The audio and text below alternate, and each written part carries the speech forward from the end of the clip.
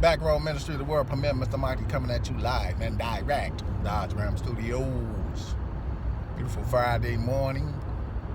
I had tried to upload a video yesterday, but they said it was too long, so I said I'm going to give you guys the edited version with the same power.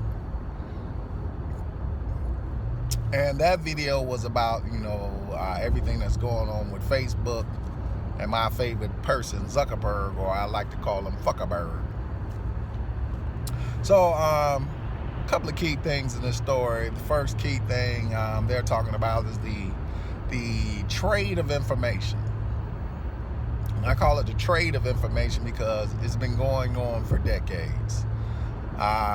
You give personal information to certain entities, certain companies. Next thing you know, you get a call from a telemarketer. Information selling has been going on for a long period of time. You go in and buy a car, they make you sign paperwork stating that information will not be given out to anyone is a lie. People have been selling information for long periods of time. Thus, why the telemarketers have your information and phone numbers and are able to get in contact with you. So, information has always been a big business.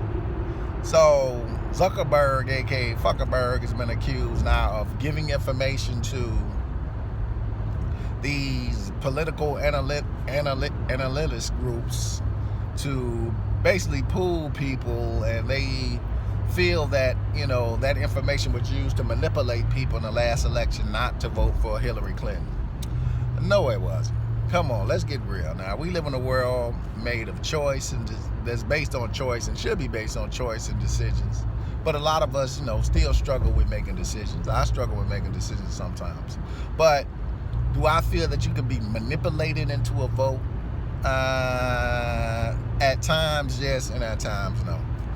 I think in the last election, a lot of the vote was fueled by sexism. I think it was fueled by racism. And it pretty much led people to make the decisions they had made. A lot of people, honestly, though, are just uneducated and stupid. People in West Virginia who vote thinking that the coal mine is coming back. People in Pennsylvania that think that steel and coal is coming back. That's just based on stupidity. I mean, over the last 10 presidents in some of these areas in Pennsylvania and in West Virginia and Kentucky, presidents have not did anything in the last 10 years for any of these people as far as creating any jobs. And honestly, it's not their responsibility to create jobs in these states. That is the responsibility of the locality, the state, the governor to create some jobs.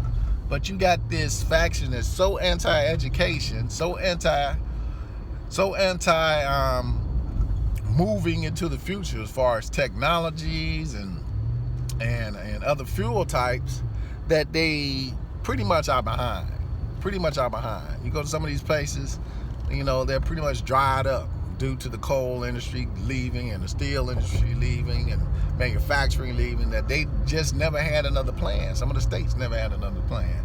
Some states recreated themselves. Some cities like Pittsburgh recreated themselves. A lot of cities, though, especially a lot of them in the South, did not recreate themselves. And we got generation after generation working in coal mines, but lacking education in a lot of these areas. So sexism, racism fueled a lot of what took place in this last election. This idea that, the African-American man made the country so bad and we're going to make America great again. Well, how are you going to make America great again voting for a man who is sexist, a man who at times is racist, and a man who at times is just an utter idiot? I mean, he's an educated idiot. You can call Donald Trump. He's a TV star. That's all. He's a personality. He flaunts his riches. He's arrogant with his arrogant boys. And that's the posse he runs with. And people voted for him thinking that he's going to make America great again. I ask again. Here we are in March, almost April. Where are the jobs that he promised you guys in Pennsylvania and Kentucky and West Virginia? Where's the manufacturing return he promised you guys? Where's the infrastructure creation of jobs he promised you guys? It's not there. It's null and void. It's not even in existence. So the game of politicians is to influence people to think a certain way.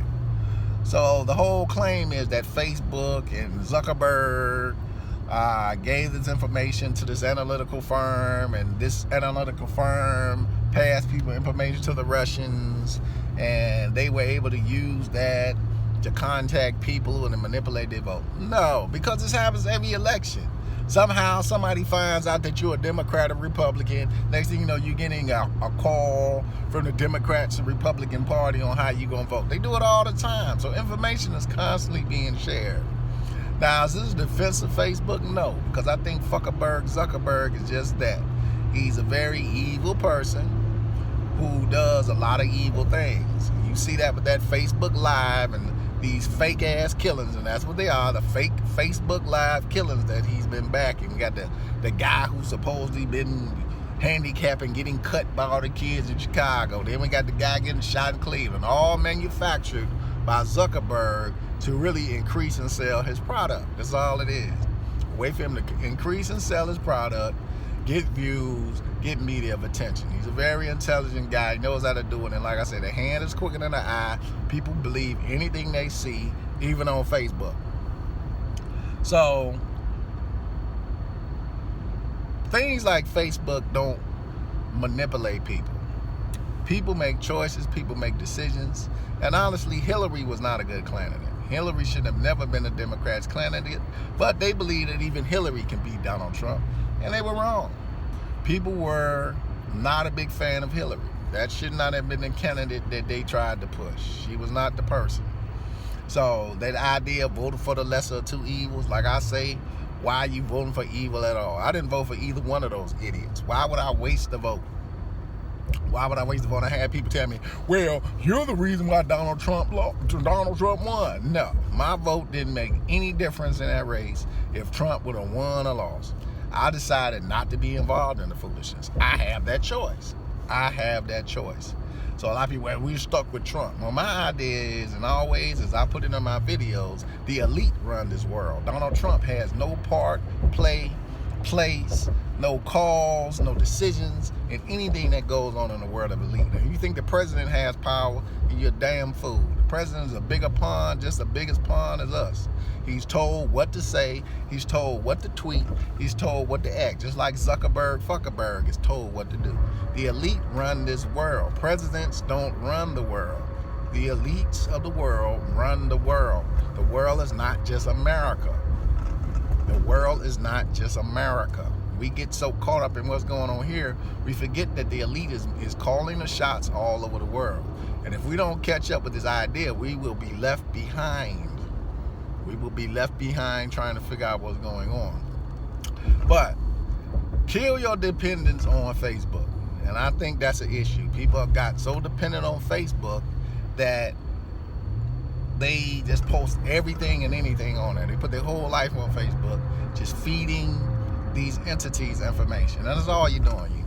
You're giving them more and more information about yourself that they can utilize and take advantage of it. There's a good TV show called Black Mirror. It comes on Netflix. Watch it. It's a TV show. It's fictional, but it talks about technology and how technology, when not controlled, can run wide. Sometimes it can be helpful. Sometimes it can be hurtful.